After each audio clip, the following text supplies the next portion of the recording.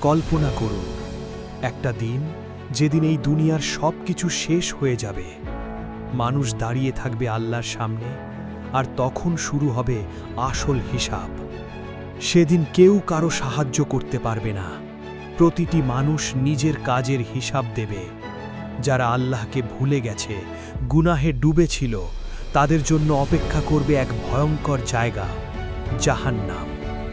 আমি জালিমদের জন্য আগুন প্রস্তুত করেছি। জাহান্নাম এমন এক স্থান যেখানে শাস্তি খুব কঠিন।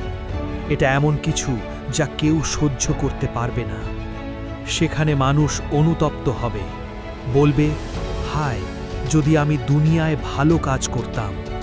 কিন্তু তখন আর সুযোগ থাকবে না। জীবনের প্রতিটি গুনাহের হিসাব তখন সামনে আসবে। ইসলাম আমাদের ভয় দেখাতে নয়, বরং সতর্ক করতেই বর্ণনা দিয়েছে, যাতে আমরা এখনই বদলে যেতে পারি। আল্লাহ এখনও সুযোগ দিচ্ছেন। নামাজ পড়ুন, গুনাহ থেকে ফিরে আসুন, তওবা করুন। আল্লাহ ক্ষমাশীল, তিনি ক্ষমা করতে ভালোবাসেন। আজই সিদ্ধান্ত নিন, জাহান্নাম নয়, জান্নাতের পথ বেছে নিন। আল্লাহ আমাদের সবাইকে হেফাজত করুন। আমিন।